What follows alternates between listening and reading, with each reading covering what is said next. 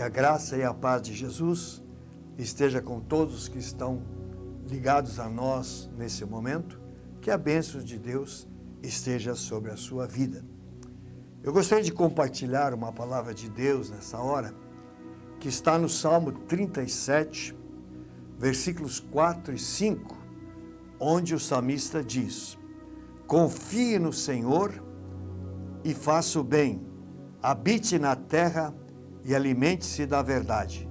Agrade-se do Senhor e Ele satisfará os desejos do seu coração. Entregue o seu caminho ao Senhor, confie nele e o mais Ele fará. Quando nós lemos a Bíblia, nós percebemos que ela faz inúmeras referências à oração. É um tema que perpassa a Bíblia de Gênesis a Apocalipse, porque oração é a comunicação daqueles que creem no Senhor com este Deus Todo-Poderoso. A palavra principal no grego para oração é prosoichio. E só essa palavra aparece mais de 120 vezes no Novo Testamento, fora os outros termos que também são sinônimos de oração e que aparecem no Novo Testamento. Portanto, nós percebemos que é um tema muito importante e é algo que o cristão precisa exercer, porque comunhão com Deus precisamos ter incessantemente. Se nós pensarmos um pouco, nós vamos chegar à conclusão que há certas coisas que Deus nos concede sem nós precisarmos pedir. A Bíblia fala isso. Nós, por exemplo, recebemos o sol, recebemos a chuva, o frio, o calor, o ar, a água. São coisas que Deus concede sem que a gente precise pedir. Mas outras coisas, a Bíblia nos incentiva a nós buscarmos. Coisas que nós temos necessidade ou que nós queremos que aconteçam na vida de outras pessoas, nós precisamos buscar, precisamos colocar diante do Senhor. Essa lista, ela com certeza é muito extensa. Salvação, o Espírito Santo, a sabedoria, armas para a batalha espiritual, os dons do Espírito Santo, poder para testemunhar, força, libertação de ansiedades, o pão nosso de cada dia, que a vontade de Deus se faça, a vinda do reino de Deus, libertação das preocupações, vitória sobre tentações, cura e até mesmo nós somos desafiados a orar pelos nossos próprios inimigos. Então isso são recomendações importantes que nós encontramos nas Escrituras para que nós possamos desfrutar de bênçãos, de promessas que Deus tem liberado em favor dos seus filhos. Então, comunicação com Deus, com certeza, é algo muito importante. E nós somos desafiados a buscar bênçãos com constância e com fé para sermos contemplados pela bondade e pela fidelidade do Senhor. E essa comunicação com Deus é o que distingue um cristão de qualquer outra pessoa. Nós que cremos no Senhor, comunicamos com Ele porque entendemos que isso é extremamente importante. Agora a Bíblia, ela também nos alerta para que nós não caiamos na vala das vãs repetições. Não é pelo muito falar que nós seremos atendidos, mas é pela nossa fé nas promessas e na palavra do nosso Deus. Por exemplo, os discípulos, eles abriam o seu coração ao Senhor, até mesmo com respeito a coisas pessoais, a coisas íntimas do seu interior, porque eles entendiam que esse Senhor era um Deus amoroso e poderoso para responder, para suprir as suas necessidades, para abençoá-los. Então Jesus, ele se dispõe a abençoar pessoas em toda e qualquer área da sua vida. Quando nós lemos, por exemplo, as epístolas, as cartas que os apóstolos escreveram, mas especialmente as cartas do apóstolo Paulo, nós ficamos impressionados o quanto a oração era algo importante, como a oração era mencionada nas cartas às igrejas às quais essas cartas eram enviadas. Por exemplo, em Romanos, no capítulo 1, Paulo diz assim: nunca deixando de fazer menção de vocês em todas as minhas orações. Na carta aos Coríntios, no primeiro capítulo, ele diz: sempre dou graças ao meu Deus por vocês. Em Efésios, no capítulo 1, ele diz: não cesso de dar graças a Deus por vocês, mencionando-os nas minhas orações. Em Filipenses, no capítulo 1, ele diz: dou graças ao meu Deus, fazendo sempre súplicas por todos vocês em todas as minhas orações. Em Colossenses, no capítulo 1, Paulo diz: damos sempre graças a Deus quando oramos por vocês. E em primeira carta aos Tessalonicenses, também no capítulo 1, Paulo diz: sempre damos graças a Deus, fazendo menção de vocês nas minhas orações. Paulo, ele fala de oração. Ele orava incessantemente por aquelas igrejas que ele havia estabelecido. Por isso, tantos milagres, tantas coisas lindas aconteceram, tanto na vida do apóstolo, como também na vida das igrejas pelas quais ele orava e as quais ele tinha estabelecido. O poder de Deus, o mover de Deus, era algo incessante, era algo precioso, algo impressionante. Por quê? Porque havia oração. Essa oração diante de Deus é que trazia essa presença do Senhor e permitia que coisas gloriosas acontecessem na vida daquelas pessoas. Há um ditado popular que diz: se os desejos fossem cavalos, os mendigos cavalgariam. É uma forma de dizer que só desejo não resolve. É preciso o quê? É preciso orar. Então, os cristãos primitivos, eles canalizavam suas necessidades, eles canalizavam os seus desejos a Deus em oração, pela fé em Cristo Jesus e na obra que ele havia realizado na cruz.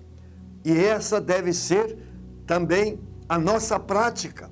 Da mesma forma, quando há desejos em nós, eles têm que ser expressos através da oração, colocados diante do Senhor por fé, porque Deus com certeza os ouvirá, estenderá a sua mão e nos abençoará. Então, enquanto pessoas apenas desejam, os verdadeiros cristãos, eles oram. Então, eu quero dizer a você, não apenas deseje que coisas aconteçam, mas ore para que elas aconteçam, porque só o Senhor é poderoso para fazer com que certas coisas que você deseja se tornem realidade na sua vida, você seja abençoado e possa experimentar esta ação poderosa do Senhor na sua vida. Lá em Atos, no capítulo 27, nós temos a história de um navio, onde havia soldados, onde havia também pessoas que trabalhavam no navio, e de repente se levanta uma tempestade. E essa tempestade foi aumentando cada vez mais, ao ponto de estar escrito em Atos 27, no versículo 20, dissipou-se, afinal, toda a esperança de salvamento. A situação estava tão crítica que ninguém mais tinha qualquer expectativa de que aquele navio fosse se salvar. Mas ali naquele navio havia uma pessoa ali naquele navio estava Paulo, porque era um navio no qual Paulo estava sendo levado para ser apresentado a César. Então, diante daquele quadro sombrio, o que Paulo fez? Ele simplesmente orou ao Senhor para que Deus interferisse de uma forma ou de outra. E se nós lermos o restante do capítulo, nós vamos ver, sim, que o navio, ele se perdeu, mas nenhum dos soldados e nenhum dos tripulantes perderam a vida. Por quê? Porque um homem orou a Deus e colocou diante do Senhor aquela situação. Quando nós lemos, por exemplo, Tiago, ele recomenda, lá no capítulo 5, versículo 16 da sua carta, orem uns pelos outros para que vocês sejam curados. Então são recomendações na palavra de Deus sobre a importância e a necessidade, e eu diria sobre o resultado que as orações vão trazer na vida daqueles que a praticam. Por isso ele é um tema tão importante. No nosso texto que eu li, no Salmo 37, no verso 4, diz: agrada-te do Senhor, e Ele satisfará os desejos do seu coração. Então, quando nós nos relacionamos com esse Senhor por fé, quando a nossa vida está rendida a Ele, quando nós confiamos nele verdadeiramente de todo o coração, quando nós somos pessoas comprometidas com os princípios, com as verdades que o Senhor tem liberado na palavra, nós podemos ter convicção, o Senhor, Ele vai satisfazer os desejos do nosso coração. Por quê? Porque nós vamos colocá-los diante do Senhor, porque nós vamos entregá-los a Deus pela oração. E quando nós o fazemos, Deus se moverá no seu grande amor, na sua bondade, na sua compaixão e no seu poder, e nos responderá e nos abençoará, porque Ele é bom e a sua bondade dura para sempre.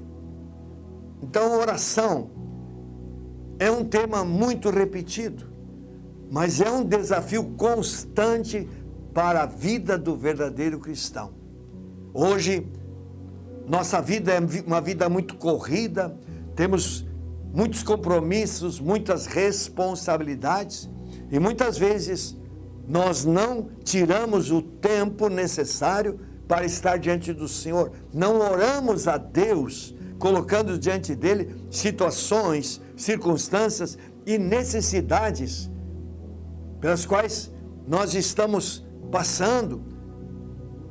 Então o desafio é, meu querido, minha querida, de nós avaliarmos o nível da nossa vida de oração, entendendo que oração é um ensinamento muito profundo e muito intenso nas Escrituras, porque é necessário que aqueles que confiam no Senhor estejam em comunhão com Ele e busquem a sua face, para que da parte dele venham as bênçãos prometidas, e assim, não só o nome do Senhor seja glorificado, mas aqueles que confiam nesse Senhor possam ter experiências novas com esse Deus e possam se alegrar e possam cada vez mais se lançar nas suas mãos, confiando cada vez mais na sua bondade e no seu amor.